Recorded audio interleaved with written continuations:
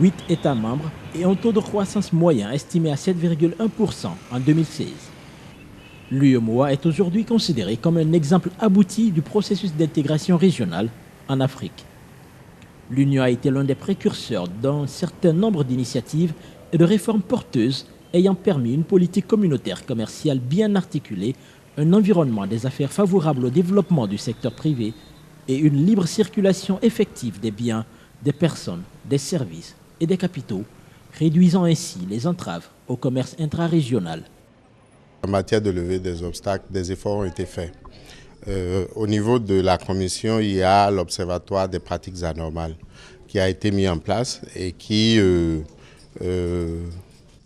relève tout ce qui est entrave.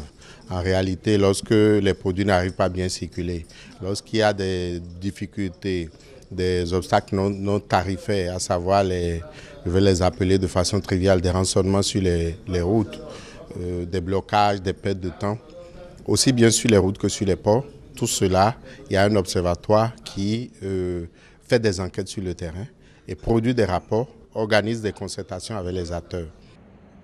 Pour lutter davantage contre les entraves au commerce intrarégional, la commission de l'UEMOA prévoit de mettre en place, sous peu, un comité régional de facilitation des échanges, un mécanisme d'échange électronique du certificat d'origine UEMOA et la création d'un système régional d'alerte aux obstacles commerciaux.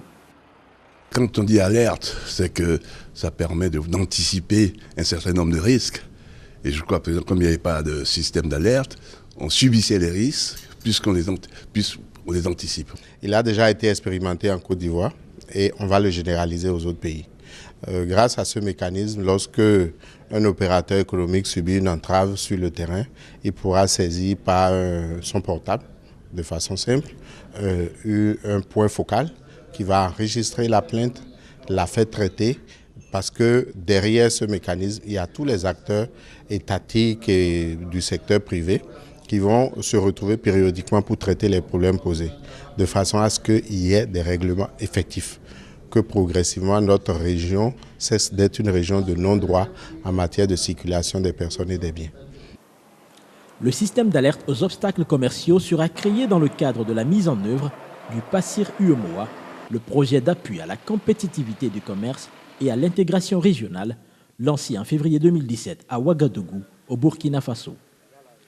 C'est un projet de 18 mois financé à hauteur de 3 millions d'euros, soit 2 milliards de francs CFA, par l'Union européenne dans le cadre du PIR, le programme indicatif régional de l'UEMOA.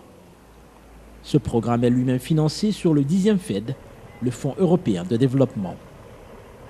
Le PACIR UEMOA a pour objectif de promouvoir le commerce et faciliter les échanges intra-régionaux et interrégionaux pour une insertion accélérée et durable de l'Afrique de l'Ouest dans l'économie mondiale. C'est un programme d'appui à la compétitivité commerciale et à l'intégration régionale. Et comme vous le savez, quand on crée une zone économique comme notre sous-région, qui est une union douanière, qui est un marché commun, ce qui est capital, surtout que nous avons une monnaie commune, c'est de veiller à ce que nous puissions échanger le maximum de produits entre nous. Donc il y a plusieurs initiatives au niveau de la commission de l'UEMOA pour favoriser cette promotion des produits intérieurs qui sont beaucoup plus compétitifs, étant donné que nous sommes dans une région où, comme je le rappelle, nous avons une monnaie commune. Nous avons fait une politique aussi pour augmenter la facilité d'échange par les infrastructures. Je pense qu'il faut capitaliser tout cela en permettant au maximum de produits du cru de circuler, surtout que ces produits circulent sans acquitter de droits de douane, il ne faut pas l'oublier. La compétitivité, c'est crucial pour la région. La compétitivité de la région, ça sert à la performance de l'export. Hein. Donc, si la région voudrait bien s'intégrer au marché régional et aussi mondial, il faut une performance forte sur l'export. Car, comme j'ai déjà dit, l'export, ça sert à l'indicateur de performance des économies, dans tous les économies. Ce projet d'appui à la compétitivité du commerce et à l'intégration régionale est la suite d'un partenariat engagé entre la commission de l'UEMOA et le Centre du commerce international pour contribuer à changer structurellement l'organisation de la gestion économique et commerciale dans l'espace UEMOA. Dans le cadre de sa mise en œuvre, des agences de promotion du commerce et des investissements de l'UEMOA ont été récemment mises en réseau à Dakar en vue de mieux partager les bonnes pratiques en matière d'exportation et disséminer plus largement les opportunités d'affaires au secteur privé sous-régional.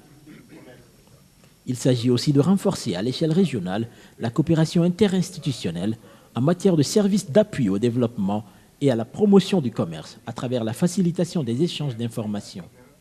Le réseau devra également sensibiliser les États membres de l'UEMOA à la réduction des barrières non tarifaires entravant le commerce, ainsi que la promotion et la diversification de la base de l'offre de produits exportables.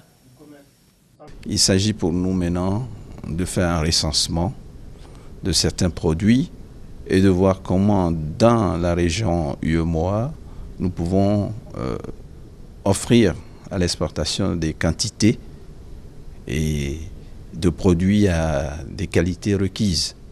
Nous sommes aujourd'hui dans la logique de la compétitivité, d'abord de notre région et par ricochet des différents pays qui la composent.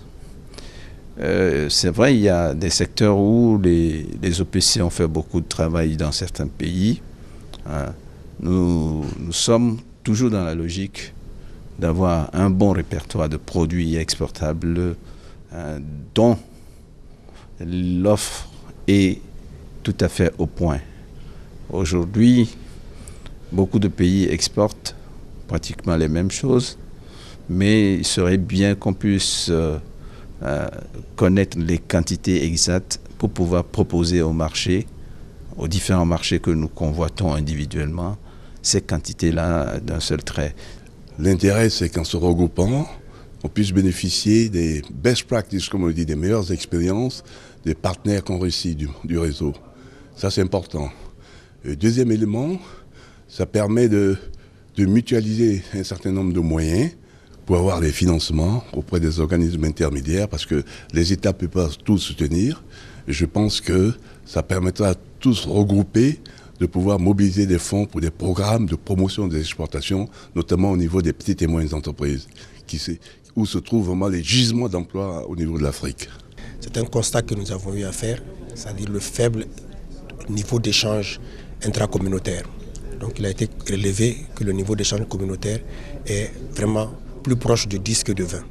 Donc c'est ce constat qui a amené la commission de l'UEMOA en relation avec le Centre de commerce international et sur un financement de l'Union européenne d'entreprendre un projet qui permet de mettre en place ce réseau, qui est un réseau qui est destiné à faciliter les échanges entre les structures qui sont en charge de la promotion du commerce pour leur permettre de dynamiser, donc d'améliorer l'offre intra-régionale.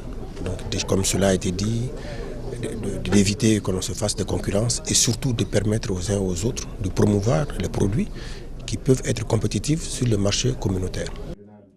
À l'occasion de cet atelier de lancement du réseau, les organismes de promotion du commerce ont bénéficié de 2 formations. L'une en collecte de l'information commerciale et l'autre en digitalisation de produits en ligne.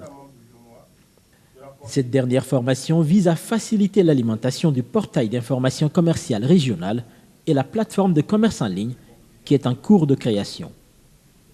On a constaté qu'il y a un défaut d'accessibilité à l'information et donc pour remédier à cela, on s'est dit que c'est bon d'avoir sur un seul site, réuni et regroupé sur un site, l'ensemble des informations utiles à l'opérateur économique. Donc le portail vient à point nommé pour résoudre le problème d'accessibilité de l'information, la transparence de l'information dans l'information commerciale et puis permettre aussi une prévisibilité de l'information au niveau des opérateurs économiques. Donc l'accessibilité, on aura tous les tests communautaires qui régissent les échanges réunis sur un même site, d'accord ? Et pour permettre la transparence, donc tout opérateur économique, où qu'il soit, il peut accéder à l'information et avant de faire son opération et ses échanges, il a l'information nécessaire qui lui permette de faire correctement ses opérations commerciales.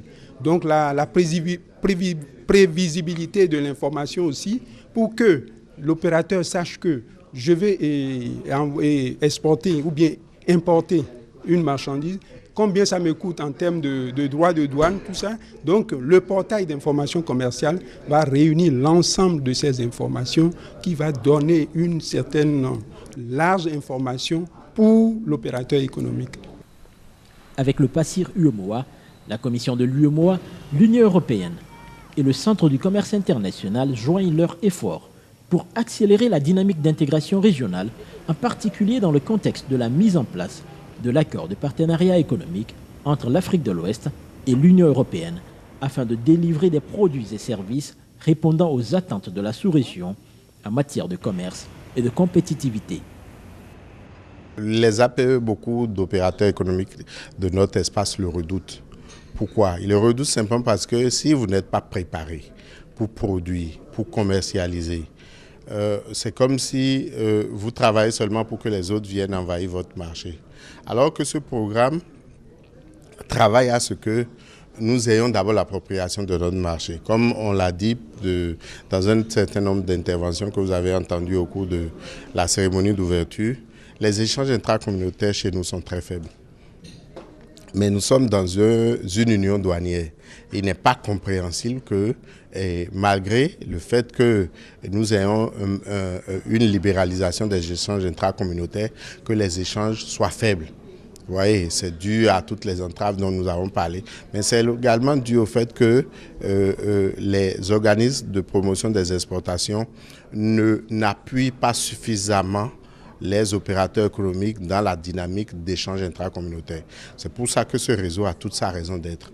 Parce qu'ils vont apprendre à travailler ensemble, à se passer des informations, à faire la promotion des produits fabriqués dans la zone, de façon à ce que, avant de penser importer hors zone, on aura déjà épuisé les possibilités d'échange intracommunautaire. Et ça, seuls les réseaux, la mise en réseau des offices de promotion commerciale peut permettre d'y arriver. Par ailleurs, le projet appuiera la mise en place d'une plateforme d'intelligence économique ainsi que l'élaboration d'études visant la mise en place d'un code-barre pour favoriser la traçabilité des produits de la sous-région et la création à terme d'une bourse régionale des produits vivriers